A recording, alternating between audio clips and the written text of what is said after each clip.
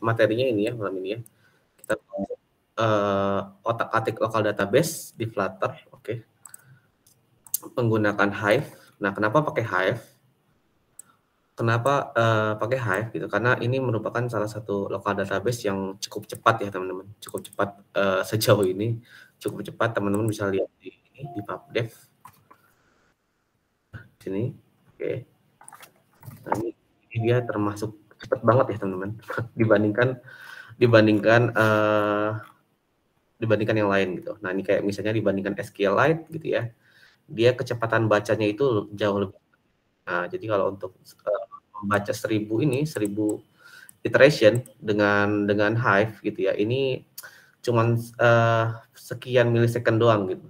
Tapi kalau pakai ini SQLite itu cukup ini ya, bisa 2 detik kayak gitu sih. Jadi cukup signifikan perbedaannya, oke. Tapi kalau untuk baca sih ini ya, antara Hive dan shared preference itu nggak jauh beda kayak gitu sih.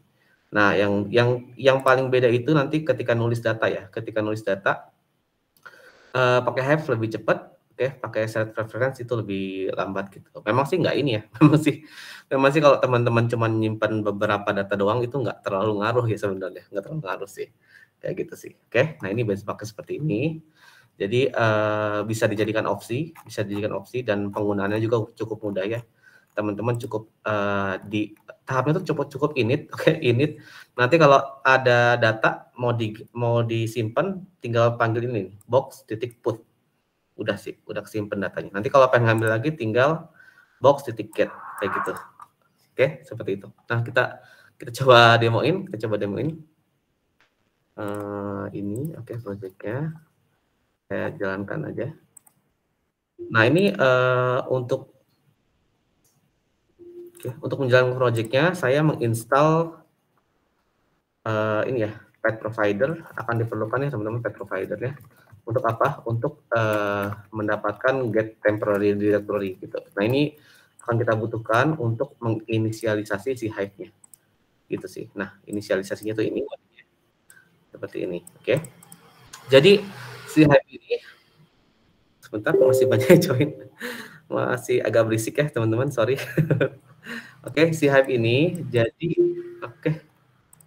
Bisa dimatiin nggak ya suaranya? Mengganggu ya suara ininya nih, mengganggu nih suara tungtungnya nih. X community apa nih? X community. Sebentar, bisa nggak saya ini mute ya? Di sini mungkin tapi jangan deh, nanti di mute suara teman-teman nggak kedengeran ya. Oke, jadi setidaknya ada 3 tahapan ya ketika teman-teman mau menginisialisasi si Hive. Oke, tahapan pertama itu ini. Tahapan ini boleh kita hapus ya. Ini bekas tadi saya coba-coba. Oke, boleh kita hapus. Ini ya boleh kita hapus. Ini cuma nyambar doang. Nah, jadi tahap pertamanya itu adalah kita inisialisasi dulu. Tahap pertama inisialisasi Hive-nya. Ya, kita inisialisasi dulu, oke. Setelah diinisialisasi, teman-teman udah bisa pakai sih. Udah bisa pakai Hive-nya. Ini simple banget ya teman-teman. Kalau mau nulis teman-teman tinggal box put gitu ya. Masukin key-nya apa. Oke, cara nyimpennya dia berbasis key. Oke, seperti map ya teman-teman. Misalnya nyimpennya di dalam tema gitu ya key-nya. Lalu temanya misalnya ini. Nah, seperti itu. Oke. Lalu untuk ngambil datanya juga gampang ya teman-teman. Tinggal get. Simple itu, sesimpel itu. Jadi nggak ada hal yang rumit untuk menyimpan data atau ngambil datanya kayak gitu sih. Oke. Mungkin langsung kita coba aja ya. Nah, di sini teman-teman akan perlu pet provider package-nya. Oke. Untuk apa? Untuk menggunakan ini fungsi get temporary directory ya. Ini, oke. Dan ini udah support juga untuk di berbagai macam platform. Oke. Jadi teman-teman ketika inisialisasi seperti ini udah support di Windows, Android, dan iOS ya. Untuk webnya kurang tahu ya. Untuk webnya coba kita lihat ya. Spider, Flutter, dia udah support belum ya yang web? Kalau nggak salah sih udah support ya. Belum ya? Belum support ya ternyata untuk yang webnya. Mungkin untuk webnya kita perlu sedikit trik, oke.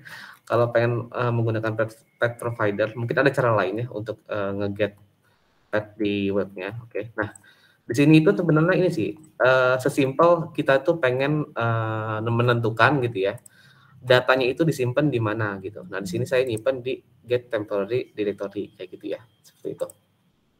Nah, di sini ada yang namanya box gitu ya, box ya. Ya, box itu apa ya? Kita translate ya di Indonesia itu apa ya? Box gitu ya. Box gitu ya, kotak. Kotak gitu ya. Nah, jadi si Hive ini dia itu penyimpanannya berbasis kotak gitu ya, bisa kita bilang kotak ya. Nah, makanya itu ketika teman-teman menggunakan Hive, oke, step selanjutnya yang perlu teman-teman lakukan adalah membuat box, oke. Nah, seperti ini. Ya, seperti ini. Nah, seperti ini ya. Bikin aja box. Ini boleh di komen dulu. Error nggak ya? Coba sebentar. Oke, oke. Ini mungkin saya delete dulu ya. Nggak pakai juga sih. Ini delete.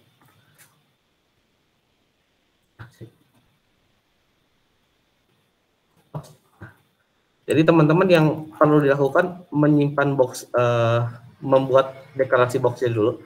Nah, ini pakai LED aja, pakai LED aja karena udah pasti nggak nol ya. Oke, karena udah kita inisialisasi di awal seperti ini. Oke. Nah, penulisannya seperti ini. Jadi ambil petnya di init seperti ini, lalu teman-teman atur boxnya yang akan teman-teman pakai. Nah, ini saya bikin main storage gitu. Seperti itu. Nah, teman-teman bisa bikin banyak box sih sebenarnya. Jadi kayak misalnya ini storage untuk tema gitu ya, dipisah-pisah, bebas ya. Nah, kenapa biasanya dipisah itu supaya gini teman-teman. Misalnya teman-teman ngeriset data di storage yang tema gitu ya, tapi teman-teman nggak mau ngeriset yang data yang di main storage gitu, makanya itu dipisah. Biasanya kayak gitu. Tapi ya di tutorial kali ini kita pakai satu aja, namanya main storage seperti ini namanya, oke. Jadi nanti kalau pengen nulis data, oke, teman-teman tinggal panggil main storage di mana aja ya, tinggal put gitu ya, masukin key-nya, misalnya key-nya tema tim gitu ya. Kita masukin indeks 1. Nah, seperti ini. Begitu juga dengan membacanya juga begini.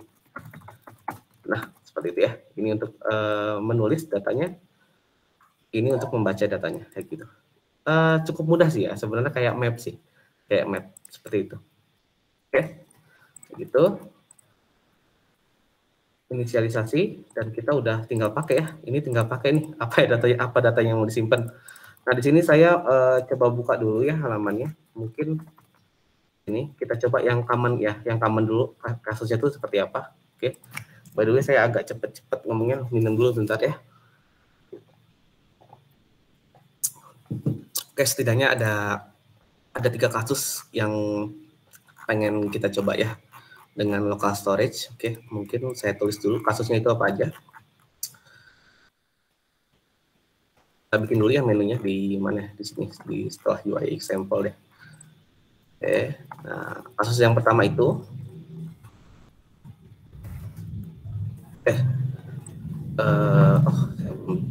ini ya, kita bikin modulnya deh sebentar ya. Nah, ini saya membuat modul ya pakai extension. Basically sih sebenarnya sama kayak CLI ya, tapi di sini saya bikin pakai extension dan arsitekturnya itu MVC. Tutorial, oke, local storage kita namain ls aja, ls login gitu ya. Login, lalu nanti ngebahas ls team sama ls product. Ada 2 ya, product list dan product form. Kita sampai ke sana bahasannya. Oke. Jadi bentuknya ls login, ls team, ls product list, ls product form. Oke. Sebentar ya, saya tampilkan dulu di sini.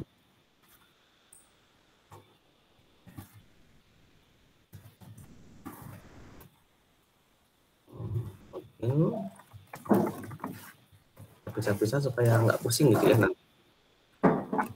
ls team seperti ini. Lalu saya bikin lagi satu lagi produk CRUD, ls product list view ya, product list view. Oke, saya belum dulu, kita tampilkan di sini. Oke, saya hot list tab. Oke, nah ini supaya kerjaannya rapi aja ya. Jadi kita bikin menunya khusus untuk ngebahas local storage di bawah. Nah, ini ya. Jadi kita akan mencoba mengimplementasikan local. Sebenarnya ada satu lagi sih yang mau saya coba tuh. Untuk ini sih, coba ya. Sekalian deh ya. Mudah-mudahan waktunya sih sempat ya. Mudah-mudahan waktunya sempat. Satu lagi tuh ini, local storage untuk home history. History. Nah, ini ya.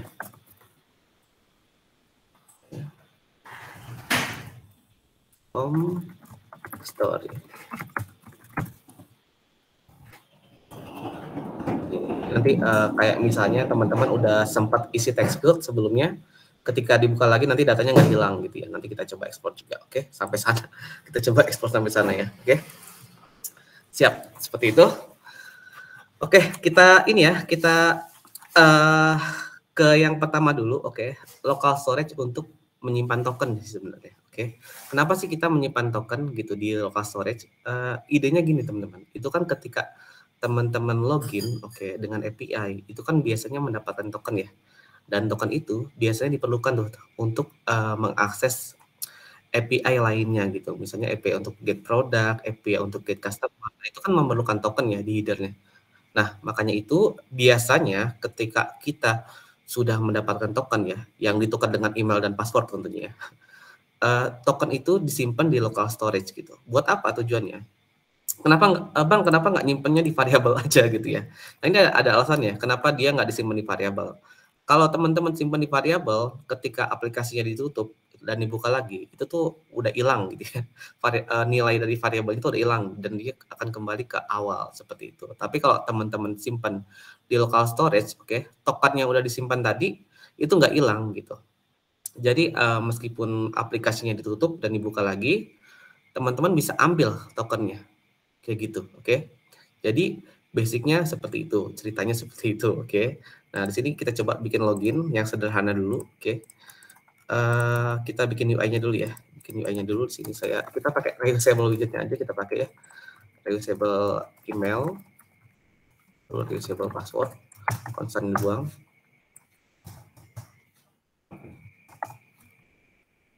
Oke. Constant dibuang dulu. Oke. Nah, ini loginnya simple aja ya teman-teman. Kita coba bikin ada email, ada password, lalu ada button login. Nah, sesimpel itu. Di stepnya kita ambil ya, kita ambil email dan passwordnya seperti biasa. Ini nggak kegedean kan ya tulisannya untuk yang di Gimit, jelas kan ya? Jelas, Pak. Jelas ya, oke, thank you. Nah, di sini kita perlu dua variabel ya, variabel email dan password. Untuk apa? Untuk menampung email dan passwordnya tentunya. Oke, nah ini kita setting email dan passwordnya itu ketika event on change ya. Di sini simple aja teman-teman, tinggal gini doang, tinggal ditampung doang di variabel email. Oke, ini nggak aneh-aneh. Nah, kayak gitu. Lalu kita ini ya, kita buat sebuah function di sini, do login. Oke. Lalu fungsinya dipanggil ya, dipanggil ketika apa? Ketika on press. Oke, get X community.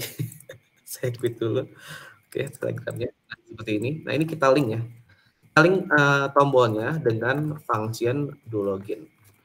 Nah, seperti itu. Oke, jadi ketika diklik tombol login di sini, nah ketika diklik tombol login, dia akan memanggil function do login. Nah, seperti itu. Oke. Ketika text field-nya berganti, dia akan mengatur variabel email sama dengan value text field-nya. Begitu juga dengan password kayak gitu ya. Seperti itu. Nah, di sini saya lupa kodenya sebentar ya. Dart server, oke, saya buka dulu. Jadi saya udah nyiapin ini sebuah backend dengan Dart untuk teman-teman coba-coba, oke. Dan dia ya ini untuk coba-coba doang sih ya. Jadi datanya juga nggak tersimpan ke database teman-teman. Nah, ini contohnya ya, login dengan admin@demo.com, passwordnya 1 sampai 6. Oke. Seperti itu.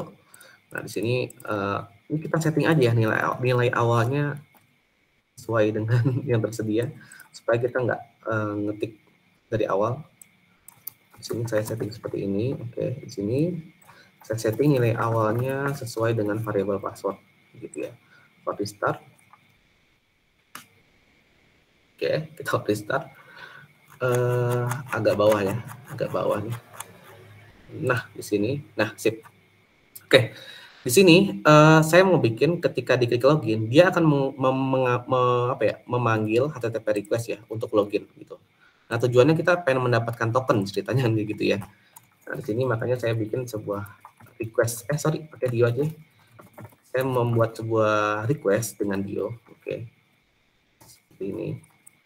Nah, isinya datanya itu untuk yang dikirimkan itu adalah email dan password ya.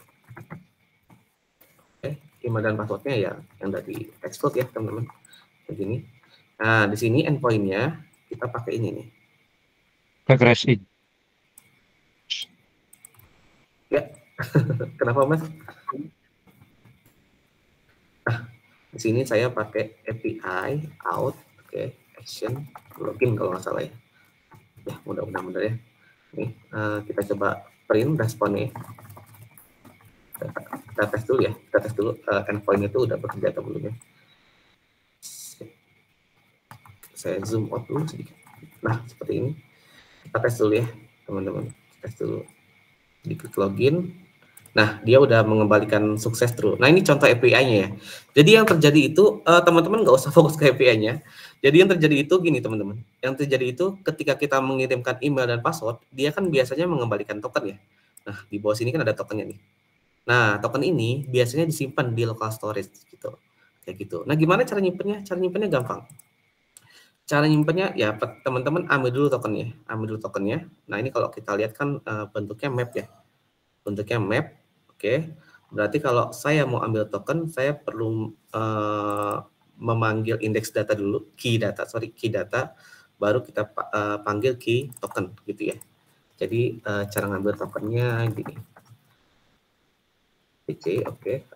Key-nya data ya, token. Nah, seperti ini. Nah, di sini udah kita tampung di variabel token ya, boleh kita cek ya. Seperti ini. Kita coba cek. Wih, kenapa nih?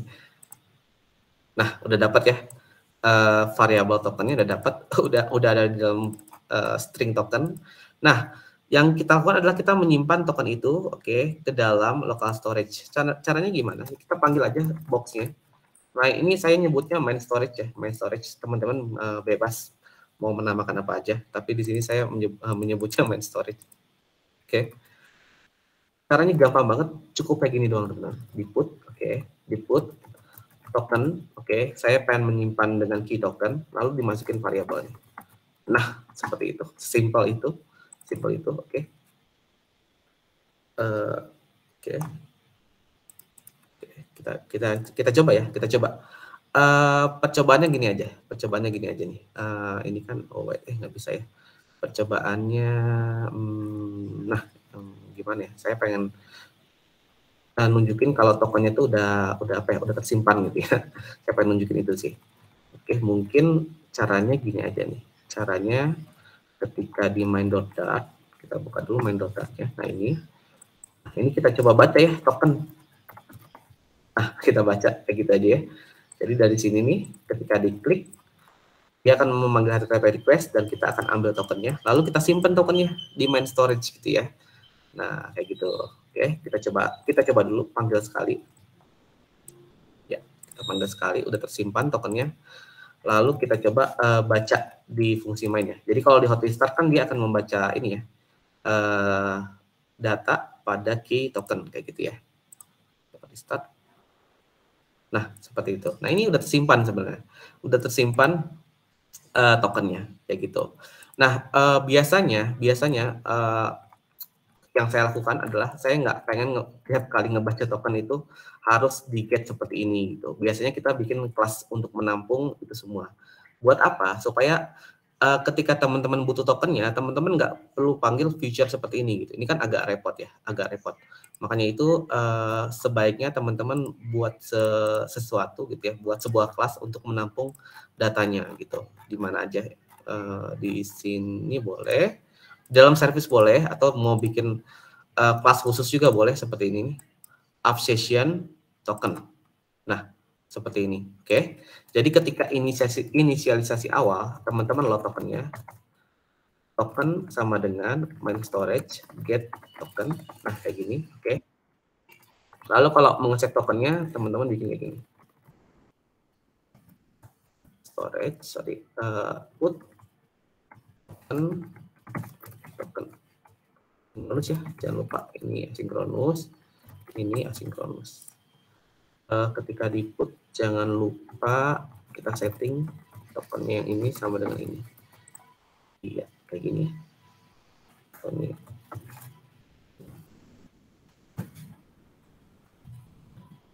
Nah, seperti itu, oke. Nah, kenapa saya buat seperti ini? Jadi ketika nanti teman-teman butuh token, teman-teman tinggal ambil dari AppSession seperti ini. Misalnya butuh token ya, tinggal panggil aja AppSession titik token, udah dapat tokennya kayak gitu. Jadi nggak perlu pakai feature lagi gitu. Tujuannya seperti itu. Makanya itu ketika teman-teman bikin seperti ini, oke, ini boleh juga dijadiin service sebenarnya. Mungkin saya jadikan service atau dibiarkan aja kayak gini ya. Jadi ketika aplikasi pertama kali dibuka, teman-teman load datanya, panggil function loadnya. Ini saya bikin static juga. Seperti ini, panggil function loadnya, jadi kayak gini, di mana ya? Nah, di sini. Ini boleh saya komen dulu. Boleh kita komen. Nah, ketika aplikasinya baru pertama kali dibuka, teman-teman panggil AppSession titik load. Nah, seperti ini ya, di load. Oke, di load. Untuk apa di load? Untuk membaca data dari local storage, lalu teman-teman tampung ke variabel token. Kayak gitu, oke? Seperti itu. Tuh. Lalu nanti ketika nyimpennya juga sama nih. Ketika nyimpen bagusnya, oke, baiknya teman-teman mana ya tadi? Nah, ini ya. Nah, baiknya jangan bikin seperti ini ya. Tapi teman-teman panggil tuh AppSession save token. Nah, kayak gini ya. Oke, kita avoid. Ini kenapa nih? Oh, salah ya. Key string token. Nah, seperti itu ya. Jadi ketika load dan set-nya dipisah kodenya. Nah, kayak gini. Untuk apa? Untuk supaya nanti kalau butuh token, teman-teman tinggal panggil AppSession titik token. Kayak gitu ya. Coba saya hot restart. Oke. Belum di hot restart nih. Kita hot restart lagi ya, teman-teman. Oke, sip. Nah, jadi kalau butuh token, salah buka ya. Salah buka nih. Terlalu banyak modulnya. Nah, gini ya. Jadi ketika nanti butuh token, teman-teman tinggal panggil dari AppSession titik token. Kita buktikan yang di sini. Kita coba tampilkan X12 gitu, token. Ini. Lalu kita bikin lagi teks B12, oke. Token titik 2, AppSession token. Nah, tinggal diambil seperti itu, oke. Hasilnya gimana? Hasilnya begini. Nah, kayak gitu ya. Seperti itu. Kalau pengen logout, oke. Kalau pengen logout, bikin aja di sini. Kita coba ya.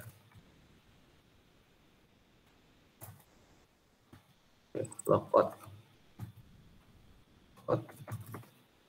Setting di controllernya di sini. Bikin lagi aja do logout kayak gini. Oke. Biasain jangan ini ya, jangan mengupdate set dari view, oke, itu kurang bagus. Jadi bikin aja fungsinya di controller itu berlaku di berbagai macam set manajemen ya. Nanti ketika teman-teman menggunakan provider, menggunakan blok dan sebagainya gitu, mengupdate-nya jangan langsung di view-nya gitu. Tapi dari providernya, dari controllernya, oke. Seperti itu. Tadi apa ya? Do logout. Oke, kita panggil do logout. Nah, do logout ini fungsinya sama seperti nyimpen token, tapi yang dilakukan adalah di sini kita bikin tokennya menjadi 0. Itu kita kosongin ya.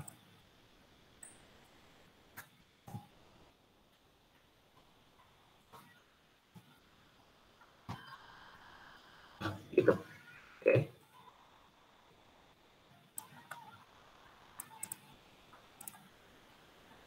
Nah, kayak gitu ya. Nah, ini kalau saya coba login ya. Kita coba login. Kita coba logout dulu ya. Kita coba logout dulu. Logout. Oke. Kita masuk lagi ke halaman loginnya. Nah, ini udah 0 ya. tokennya udah nol gitu, karena udah dihilangkan dari storage ya. Kalau saya login, oke. Mungkin setelah login di set state ya, biar kelihatan, tapi nggak usah lah. Perlu deh kita set state aja supaya kelihatan hasilnya. Saya set state aja di sini ketika login atau logout. Kelihatan hasilnya. Login, nah, ketika logout, nah jadi nol. Ketika login, nah tokennya akan disimpan. Nah kita buktikan ya, kita buktikan dengan kita stop aplikasinya. Oke, aplikasinya udah di stop, itu kan dalam kondisi login ya. Kita cek nih, tokennya masih ada atau enggak. Oke, seperti itu. Nah ini sering banget dipakai ya, ketika teman-teman mau nyimpen token, salah satu caranya bisa seperti ini. Oke. Ya, masih building aplikasi. Apakah ada pertanyaan? Yang bingung tanya aja ya. Pendekin invest token dipanjangin. Ya, tapi invest token ya seperti itu. Oke, terima kasih nih Mas Hendra buat bantu jawab ya. Oke. Nah, itu kalau tokennya expire, nanti kan teman-teman ketika membuat request harus di-handle ya, dengan try catch gitu ya. Jadi kalau dia error, teman-teman redirect itu ke halaman login lagi, kayak gitu sih. Sesimpel itu sih sebenarnya ya. Oke, kita masuk lagi. Ke sini. Mana ya tadi? Nah, sini. Oke. Nah, tokennya masih tersedia. Jadi, konsepnya seperti itu. Jadi nanti kalau teman-teman butuh token, ketika memanggil API lain, oke, teman-teman tinggal panggil AppSession.token kayak gitu, oke. Nah itu best practice-nya seperti itu. Jadi teman-teman nggak banyak manggil ini main storage titik put, main storage titik get gitu. Nanti kan jadi apa ya? jadi di mana-mana teman-teman membuat sebuah feature gitu, kayak gitu ya. Nah kalau yang seperti ini, jadinya nanti teman-teman panggil feature-nya cukup sekali, oke, cukup sekali. Lalu teman-teman tampung di variabel static kayak gitu, oke. Dan variabel static ini nggak ngilang ya, dia nggak ngilang selama aplikasinya itu masih dibuka kayak gitu, oke. Sebentar.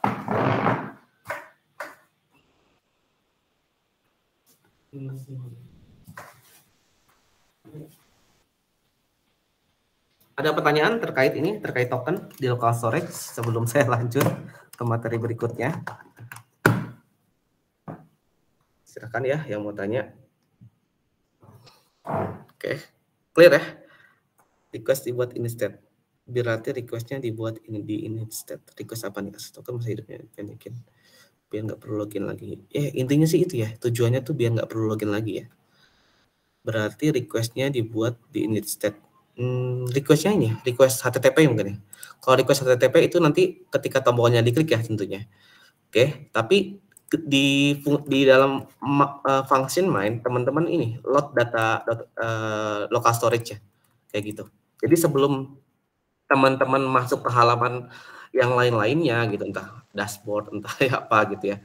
Di sini di dalam mainnya teman-teman load dulu datanya dari local storage, di load, lalu ditampung nih. Oke, lalu ditampung di mana? Ditampung ke dalam variabel static.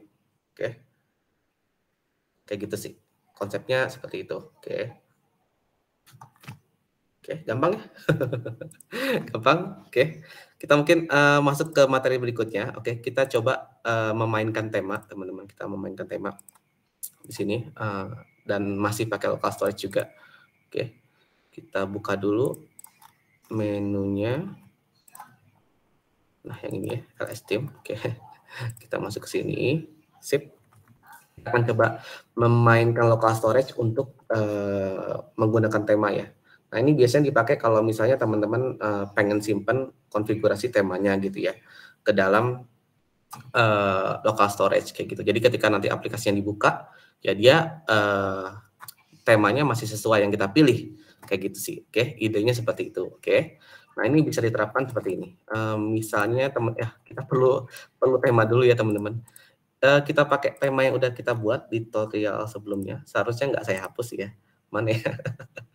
Tema, oke. Sepertinya saya hapus ya. Oke, sepertinya saya hapus. Kita bikin lagi aja. Di sini, tim ya. Tim.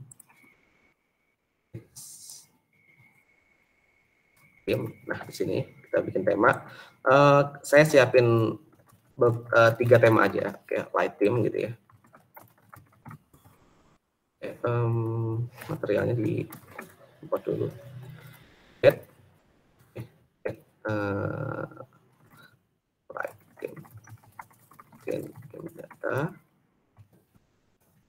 right kayak gini ya. Nah gitu. Mungkin kita bikin di satu tempat, jangan di satu tempat ya, kita bikin di 3 tempat ya.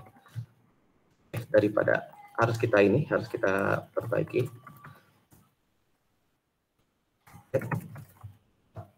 Slide theme. Oke, jadi kita siapin 3 tema ceritanya kayak gitu. Satu lagi saya mau bikin tema namanya green nih. Ini FN-nya kenapa tiba-tiba nyala theme gitu ya. Oke, agak dia. Nah, sip. Get green theme gitu ya. Nah, ini saya pakai yang light, tapi saya atur nih pakai copy width ya. Copy width. Oke. Kita atur warna abannya.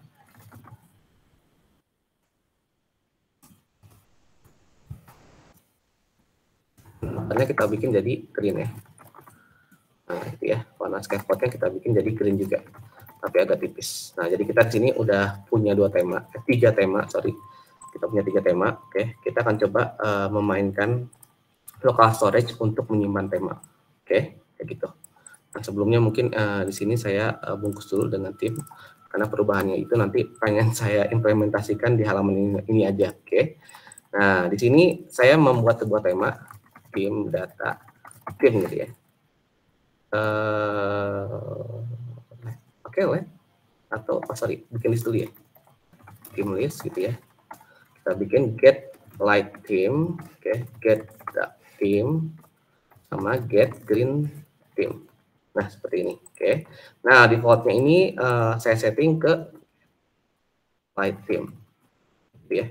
Defaultnya saya setting ke sini, oke. Bisa ambil temanya seperti ini. Nah, seperti itu. Oke. Lalu kita coba memainkan state management seperti biasa. Gampang banget, cuman mainin indeks ya, teman-teman. Di sini saya bikin seperti ini. Ini mungkin bisa jadiin getter aja ya. Kita jadiin getter aja ya. Getter aja deh. Ini berarti kalau saya jadiin getter, berarti jadi return theme list. Kita ambil indeksnya, select index. Nah, seperti itu ya. Seperti ini ya, seperti itu. Oke. Jadiin getter aja supaya lebih rapih codingannya. Di sini kita bikin sebuah button ya, agak lama nih, kita bikin UI-nya dulu. Oke. Color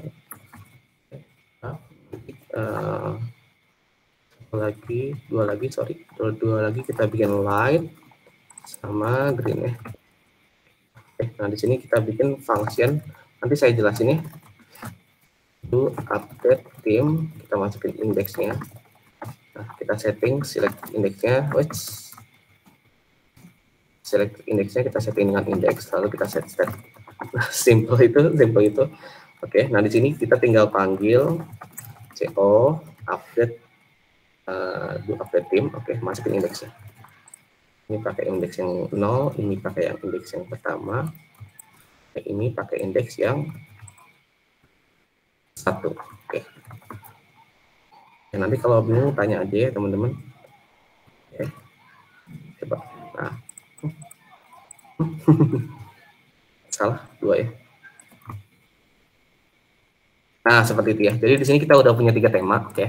Nah, kita pengen pakai local storage-nya buat apa? Local storage-nya kita pakai untuk kayak gini, teman-teman. Jadi misalnya teman-teman udah pilih tema yang ini nih, yang light gitu ya. Ini ketukar nih. Ketukar nih. Kita ganti dulu.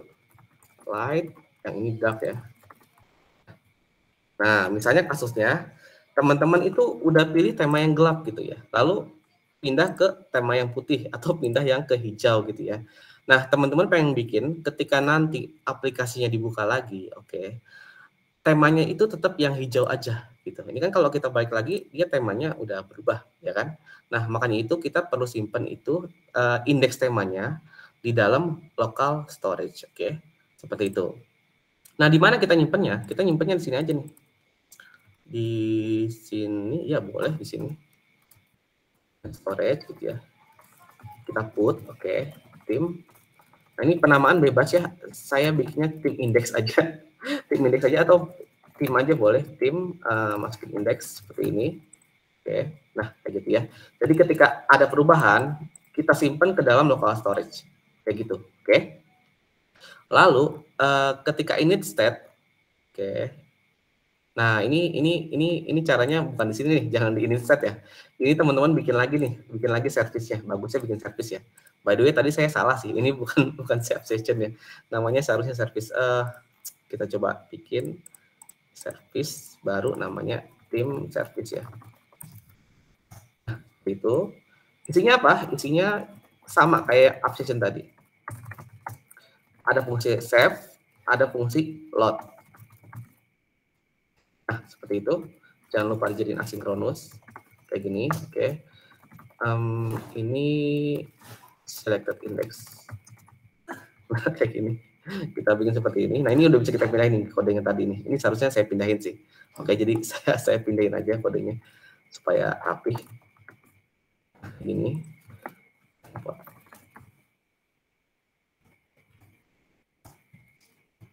Jadi ya, seni arsitektur itu sebenarnya cuma memindahkan kodenya gitu pada tempatnya, teman-teman.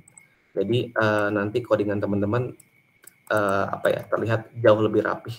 Kayak gitu sih, basicnya seperti itu. Oke. Ini selected indexnya udah saya pindahin ke sini. Oke. Nanti saya jelasin ya. Dua tim. Dia ngambil dari tim service. Ini bisa kita ganti statik ya, karena ini sebuah setup. Nggak apa-apa, dibikin statik, nggak masalah. Oke. Nah, sini tinggal panggil nih, tim service. Titik selected index, kayak gitu ya. Nanti panggil lagi nih, tim service. Titik save. Indexnya nih. Ini tadi save-nya gimana? Application pakai key ya?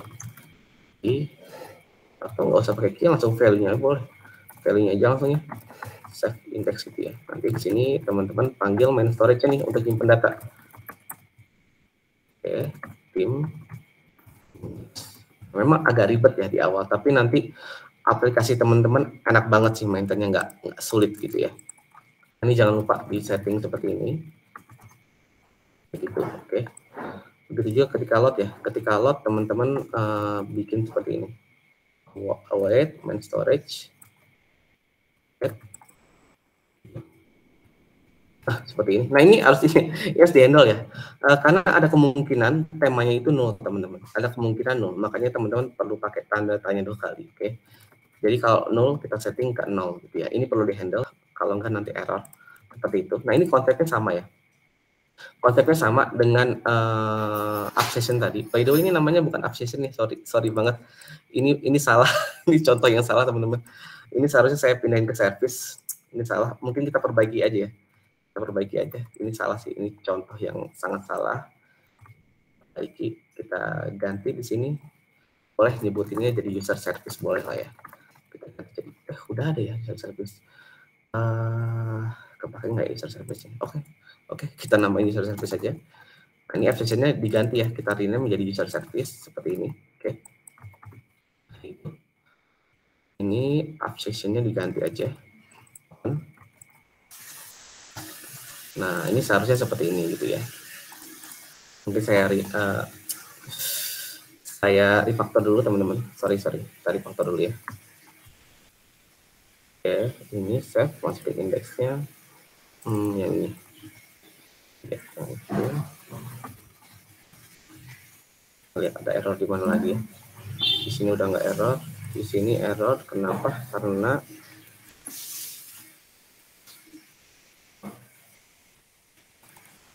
color tim nggak mau tim. Oh iya salah ya. Ini ngambilnya dari tim service. Titik tim, oke. Ya benar ya, tim. Data errornya. Nanti saya jelasin setelah selesai. Oke, sip. Sip. Nah, jadi gini. Jadi ini tuh basically sama kayak tadi teman-teman nyimpen token gitu. Tapi bedanya apa? Di sini yang kita simpan adalah indeks dari temanya gitu, indeks dari tema yang lagi dipilih kayak gitu ya, seperti itu, basicnya seperti itu, oke? Makanya itu ketika ketika teman-teman pilih salah satu tema, oke, yang ada di dalam menunya, misalnya yang ini, oke, yang ini, oke, dia akan tersimpan ke database, gitu, ke local database, oke, akan tersimpan ke local database. Nah ini kalau kita apa ya, kalau kita hot reload, nah ini belum berubah teman-teman, belum berubah temanya sesuai yang kita pilih terakhir tadi gitu. Kenapa? Karena belum kita panggil di dalam main.dat. Nah seperti ini belum kita panggil gitu ya. Makanya itu kita di sini perlu panggil namanya team service load. Oke, isinya apa?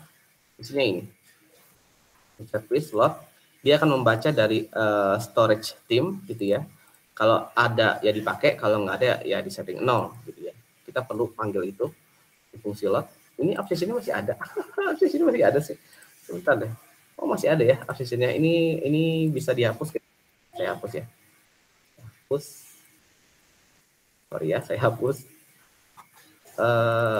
Lebih baik kita perbaiki daripada tidak akan pernah kita perbaiki teman-teman.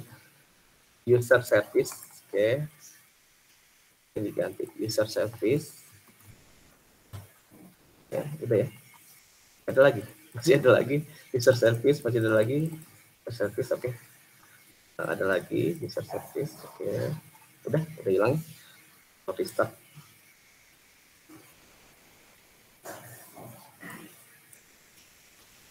Oke. Nah, ini sekarang udah di-load ya. Makanya ketika nanti teman-teman buka tema, dia akan menggunakan tema terakhirnya, kayak gitu ya. Kayak gitu. Misalnya saya pakai yang hitam nih, oke. Saya pakai yang hitam. Ketika kita hot reload itu anggaplah ngebuka aplikasi ulang ya. Tadi kan pakai tema gelap ya. Nah, ketika dibuka, dia akan menggunakan tema yang gelap gitu ya. Ketika begitu juga ketika pakai tema yang lain gitu ya. Kita hot reload. Kita buka lagi. Nah, kayak gitu ya teman-teman. Jadi yang disimpan tuh cuma indeksnya doang. Disimpannya seperti ini. Nah, seperti itu, oke? Kayak gitu. Ada pertanyaan nggak so far sejauh ini? Request token saat login di bagian page. Oke. Ada pertanyaan nggak sebelum lanjut ke materi berikutnya? Jadi simpel itu sih, simpel itu. Nah ini kenapa saya pisah? Kita menerapkan sebuah konsep yang namanya SRP, Single Responsibility Principle. Oke.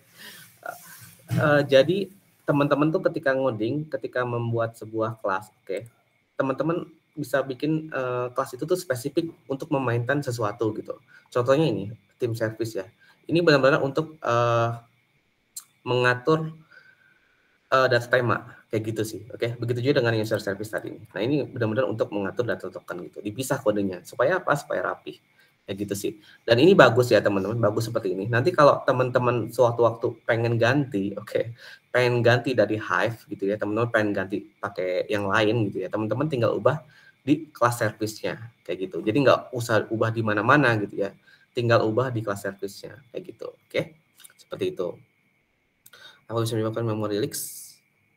Bisa jadi ya, memory leaks bisa jadi. Bisa jadi sih kalau memory leaks ya. Sebenarnya kalau nggak statik juga bisa terjadi juga ya. Setahu saya sih, koreksi saya kalau salah ya. Gitu. Oke. Request token saat login di bagian page call API. Request token saat login, nah betul ya. Request token saat login di bagian page. Nah iya betul. Jadi tadi loginnya kan seperti ini ya. Saya buka login. Nah ini bikin UI-nya dulu. Seperti biasa bikin UI-nya. Nanti setelah jadi UI-nya, oke. Bikin event ketika diklik, ini panggil HTTP service. Nah, ini oke, dipanggil. Nanti kan dapat token ya. Token itu disimpan ke dalam local storage gitu. Cara nyimpannya seperti ini. Nah, kayak gitu. Oke. Nanti ketika aplikasi yang dibuka ya tinggal dipanggil function load-nya. Kayak gitu sih, oke. Jadi sesimpel ada load, ada save, ya udah. Nanti teman-teman tinggal pakai variabel statiknya nih yang token. Kayak gitu sih. Kayak gitu. Oke, ada pertanyaan lagi terkait materi SPA. Itu cara running pakai Windows gitu gimana? Install ini ya, install Visual Studio. Oke, mungkin installnya yang 2019 aja. Saya terakhir kali nyoba yang 2000 berapa gitu ya, trouble sih. Oke. Tapi ya silakan dicoba pakai yang terbaru juga mungkin bisa ya. Kalau saya sih pakai yang 2019 kalau nggak salah. Oke. Lalu install C++ desktop ya. C++ desktop. Nanti ketika install Visual Studio ada pilihannya tuh C++ yang desktop di checklist. Udah sih, nanti akan ada fiturnya di sini. Oke, nah seperti ini bisa menjalankan di Windows kayak gitu.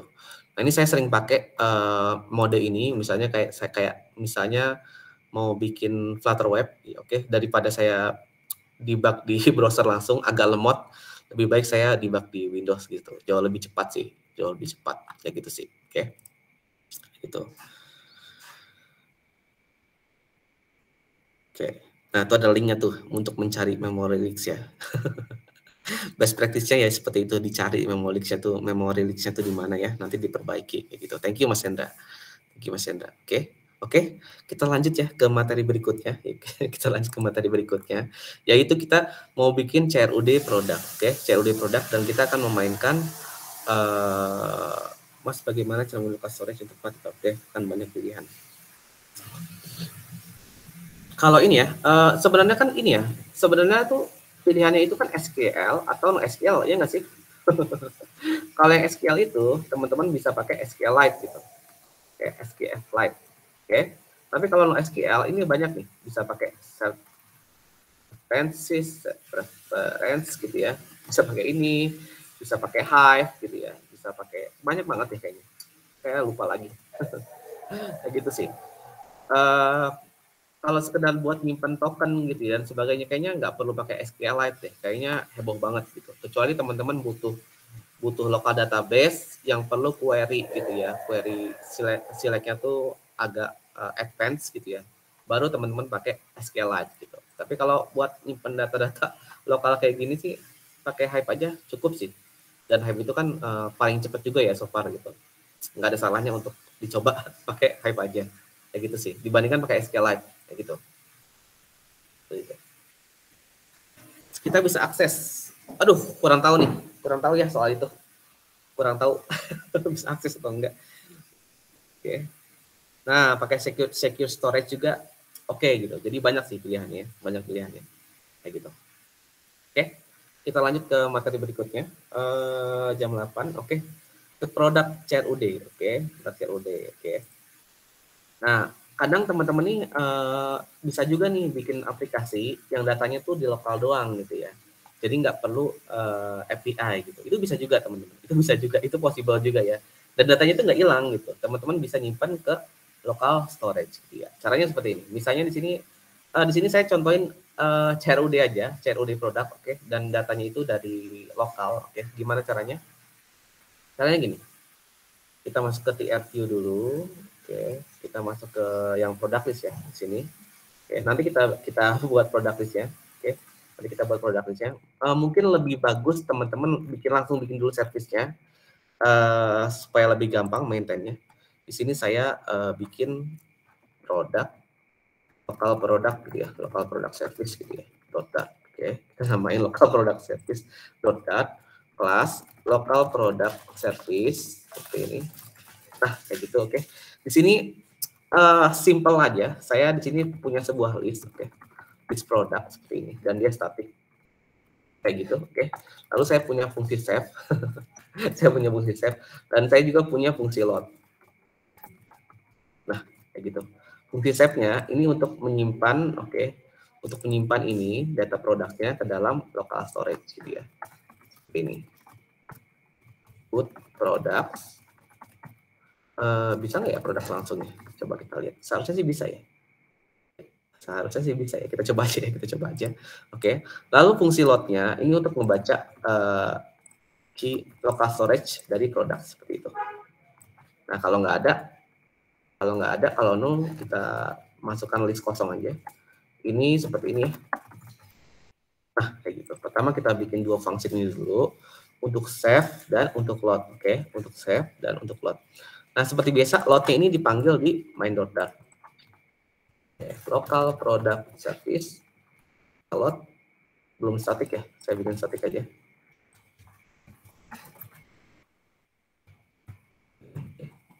Seperti ini, saya bikin seperti ini, kita load ya di awal. Oke, kita coba hot restart. Kalau nggak ada isu berarti ya sudah oke.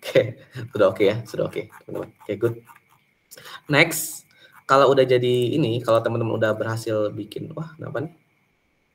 Oh salah ya, kita buka project Firebase dan dia error di Windows karena nggak support. Oke. Nah,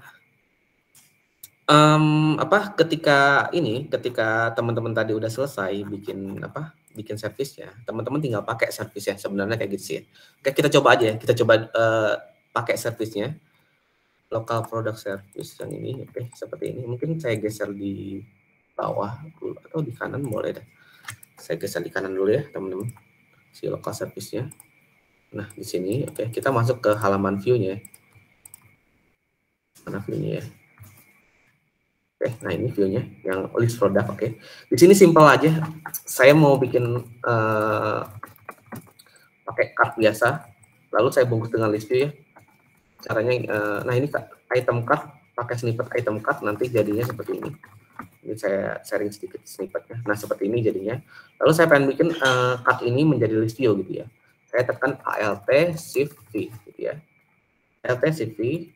Nah, dia akan menjadi list view seperti itu. Nah, ini list view-nya kita ngambil dari service-nya, local product service ya. Kita ambil dari local product service. Caranya gimana? Caranya gini. Oke, kita ambil product length kayak gini. Yang bawahnya itemnya kita ambil dari products tapi pakai index kayak gitu. Oke. Nah, ini karena sekarang kosong ya nggak ambil apa-apa ya, teman-teman. Karena belum ada gitu ya. Mungkin bisa kita tes seperti ini ya. Sini saya coba tambahkan sesuatu. Tombol add. Oke. Saya coba tambahkan sesuatu, kita pakai dummy aja gitu ya. Nah, di sini kita bikin fungsi add nih, teman-teman, supaya rapi. Oke. Nah, fungsi add ini ngapain? Dia akan menambahkan listnya. Oke. Menambahkan listnya. Tinggal ketik products titik add. Oke. Masukin new product ini. Nah, di sini saya nggak pakai model. Kita memainkan map aja. Nah, seperti ini ya. Jadi fungsi add ini akan menambahkan map ini ke dalam list produk yang di atas gitu ya. Lalu ketika ditambahkan saya pengen langsung save. Nah, begini. Oke, kita coba ya, kita coba tambahkan produk. Mungkin saya coba ambil contohnya yang ini. Ketik local product service, oke, titik add ya, add, masukin mapnya. Gitu ya. Jadi kita akan menyimpan data ini ke dalam local storage-nya. Oke. Lalu kita set state. Kita coba ya. Nah, kayak gitu. Nah, kayak gitu ya. Ini udah bertambah sebenarnya, udah bertambah ya. Udah bertambah. Tapi datanya ini belum belum benar ya, masih ngaco. Jadi saya sesuaikan dulu. Di sini ada foto, ada product name, ada price gitu ya. Kita ambil fotonya, item foto. Ini. Lalu kita ambil product name-nya.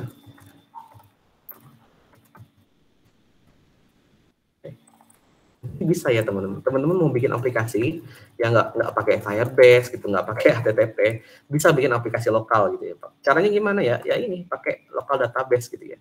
Nah seperti ini. Mungkin ketika diklik saya mau hapus ya. Nanti dulu. Ini kita coba dulu ya. Ini udah bisa menambahkan data teman-teman. Udah bisa menambahkan data. Jadi sesimpel nambahin data ke list dulu, oke?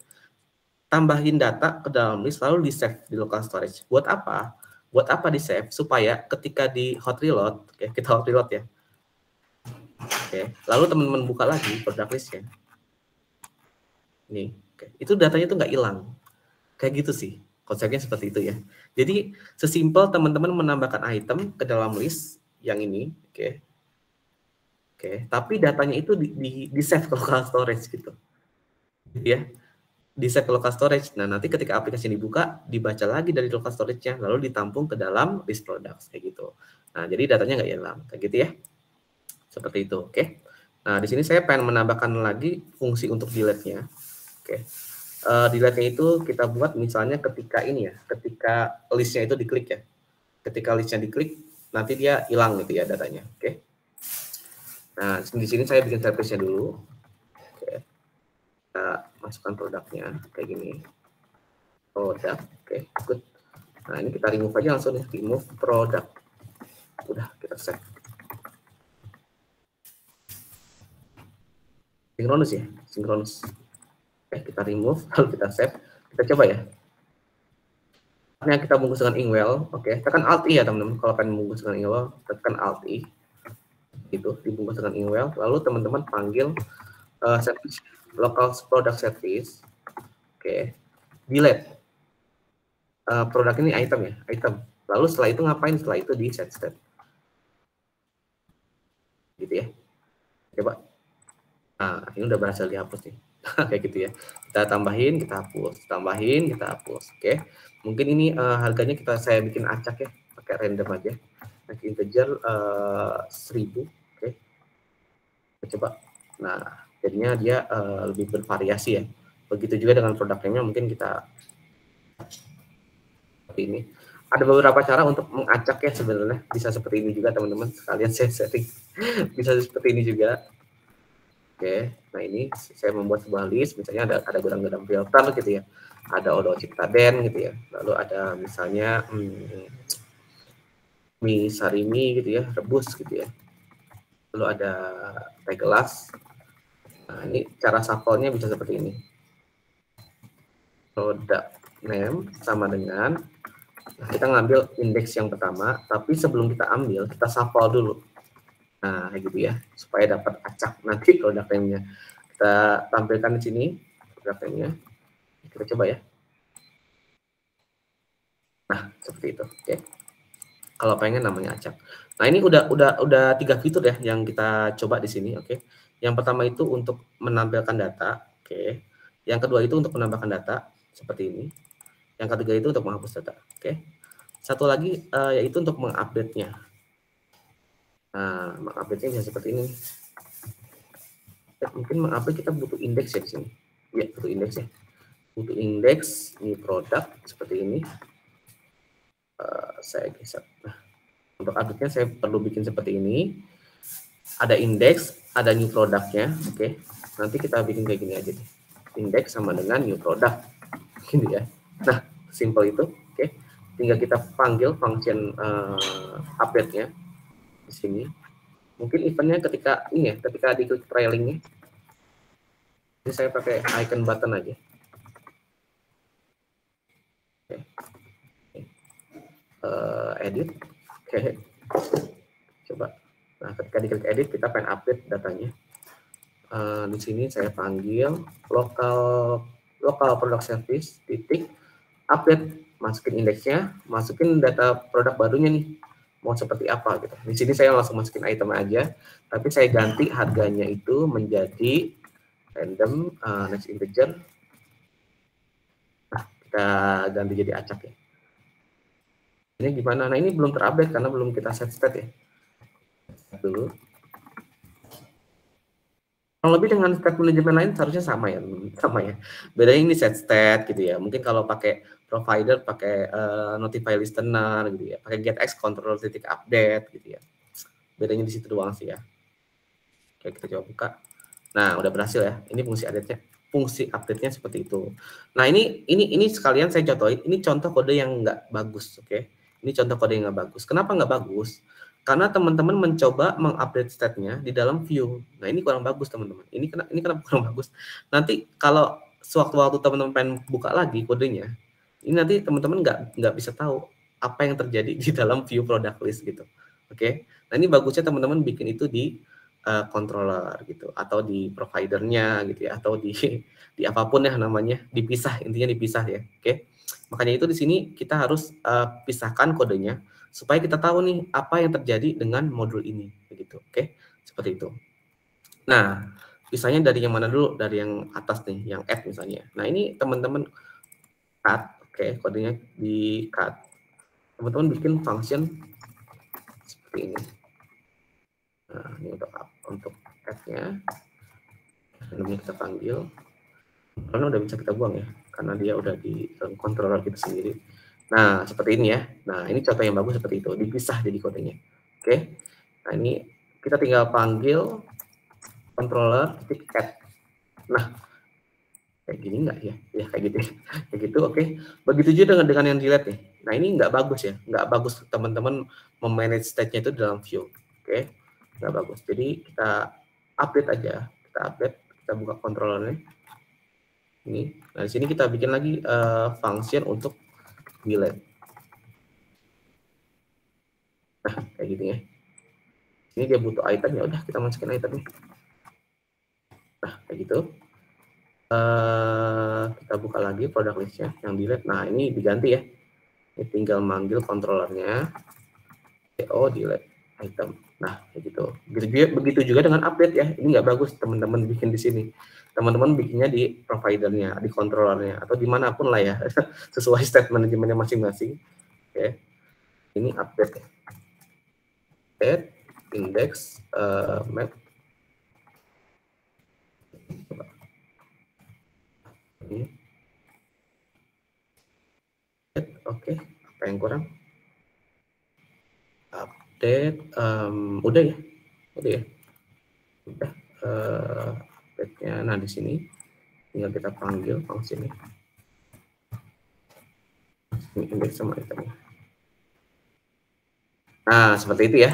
Nah, kayak gitu. Ini contoh yang bagus seperti ini, gitu ya. Nah, nanti kalau teman-teman kembali lagi ke modulnya, ke product listnya, oke, dan pengen tahu apa sih yang terjadi gitu ya, apa yang terjadi di modul ini, teman-teman tinggal buka controllernya gitu. Nah, tinggal buka ini.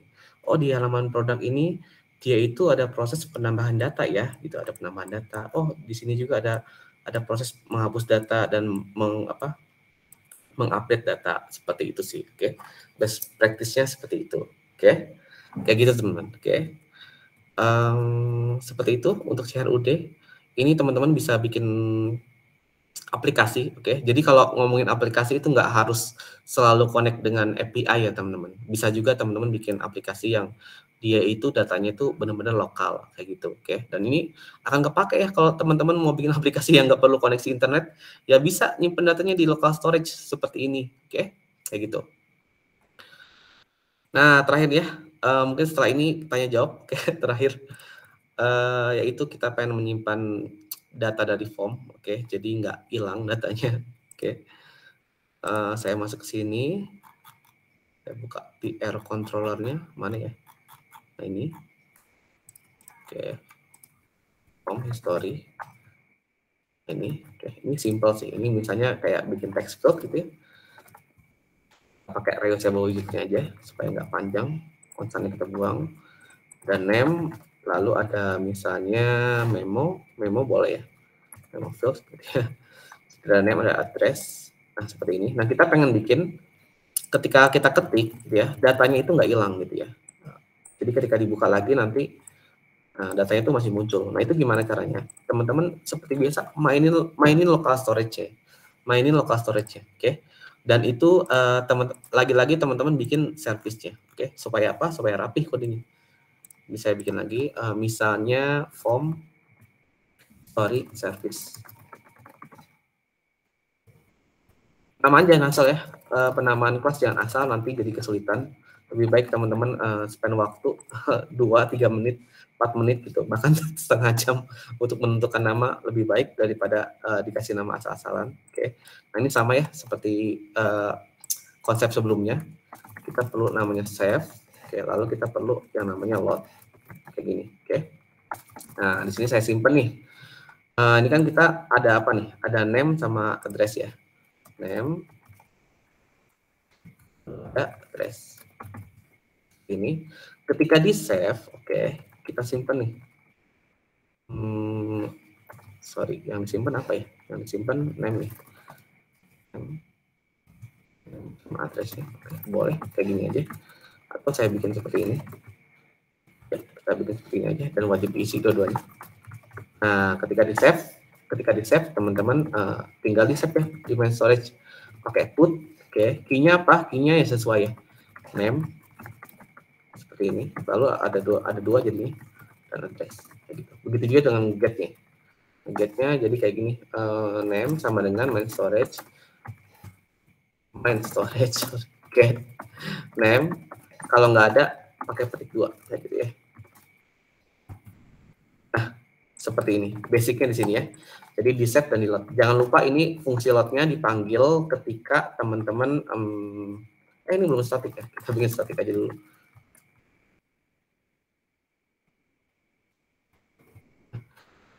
Jangan lupa dipanggil ketika teman-teman pertama kali membuka aplikasinya. Nah, dipanggil di sini.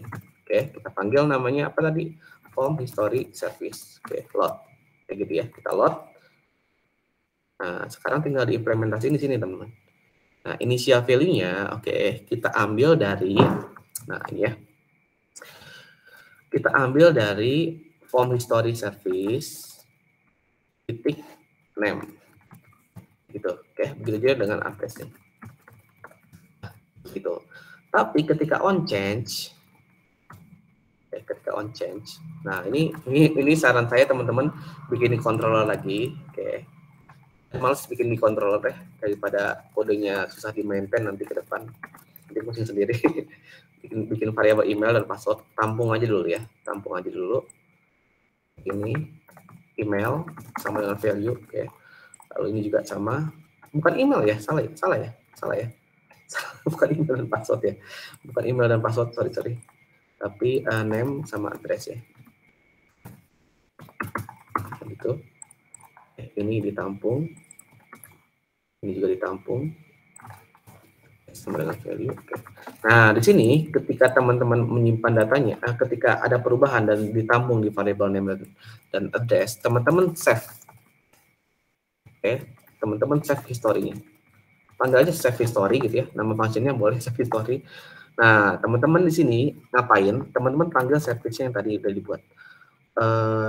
Form story service save. Oke, kita save name dan addressnya ini. Oke, kalau udah ngapain? Ya udah, kalau udah di set nggak usah di set ya, nggak usah di set, kita nggak perlu ada perubahan apapun di situ, tinggal dipanggil fungsinya save history gitu. Oke, jadi ketika event on change ditampung di variable name lalu di save ke main storage kayak gini.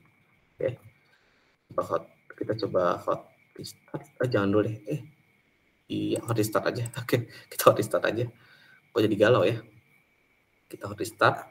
Nah, kita buka ya. Ini kita buka, kita tulis sesuatu gitu ya. Oke, ini adalah gitu ya. Atau strip aja, strip gitu ya. Nah, kayak gini. Oke, kita coba. Ada yang kurang nih, sorry, ada yang kurang ya. Ini ketika save. Oke, salah nih. Ketika di save, jangan lupa yang name-nya ini juga nih, disimpan juga nih. Ini juga perlu ya. Yang lewat tadi, sorry. Oke, nah kita ulang lagi. Test. Oke, hello. Kita back, buka lagi. Nah, udah hilang ya. Kita namanya misalnya Budi gitu ya. Alamatnya Cinangneng gitu ya. Cinangneng Bogor gitu ya. Oke, kita back, kita masuk lagi, nggak hilang. Oke, kita buktikan dengan hot restart ya. Kita hot restart, apakah akan hilang setelah aplikasinya ditutup? Kita buka lagi. Nah, nggak hilang ya? Nggak hilang ya teman-teman? Seperti itu sih. Oke, seperti itu. Jadi teman-teman bisa pakai local database untuk berbagai macam hal. Oke, yang tadi yang pertama itu untuk menyimpan token gitu ya, untuk menyimpan konfigurasi user kayak misalnya tema gitu ya. Nah, ini teman-teman bisa simpan nih ke local database gitu ya. Kayak gini contohnya. Oke. Lalu mau bikin CRUD pun bisa disimpan ke local storage gitu. Jadi aplikasi itu nggak harus selalu menggunakan API gitu. Ada masanya nanti teman-teman mungkin mau bikin aplikasi yang nggak pakai API atau pakai Firebase sama sekali kayak gitu ya. Gitu. Oke, ada pertanyaan? Mungkin cukup materinya teman-teman. Kurang lebih seperti itu tentang local storage. Oke. Lagi-lagi basicnya cuma 3 hal. Oke, teman-teman inisialisasi Hive-nya di sini. Diinisialisasi. Lalu teman-teman tinggal nulis atau baca datanya. Caranya kayak gini, main storage put atau main storage get. Sesimpel itu sih, oke? Simple itu, oke? Kalau ada pertanyaan silahkan. Oke, silahkan kalau ada pertanyaan ya. Mungkin saya ambil minum sebentar ya, sorry.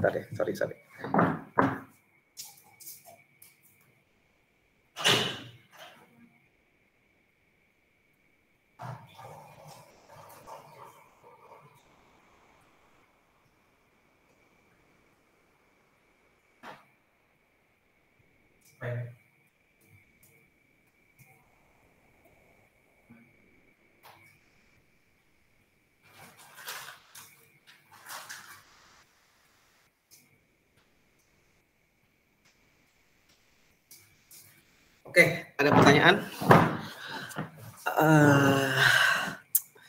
Sorry. Kalau mau ngomong silahkan ya, nggak apa-apa. Nggak apa-apa ya, teman-teman. Oke, Mas, gimana cara memilih local storage? Tadi udah jawab ya. Cara lihat CDB-nya, ya kurang tahu. Mungkin saya nggak jawab tentang itu ya. Gimana cara bedanya type map sama dynamic? Beda ya. Map itu beda ya sama dynamic. Beda sih. Jadi kalau map itu, di mana ya? Di sini boleh, ya di sini boleh. Nah, kalau map itu kan dia intinya menyimpan. Kita buka di tutorial di sini aja deh.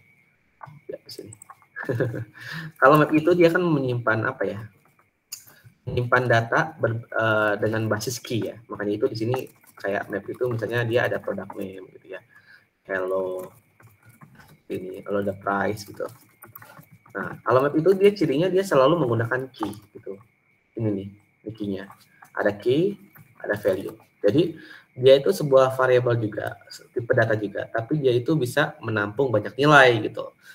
Nah, dia beda sama list. Kalau list itu berbasis indeks, kalau map itu berbasis key gitu. Ada key-nya, penyimpanannya dalam bentuk key seperti itu. Kalau dynamic ini beda lagi ya. Product. Oke. Bisa dynamic X. X sama dengan 45. Nah, kalau dynamic ini dia tipe datanya bisa berubah-berubah, teman-teman. Oke. Yang tadinya misalnya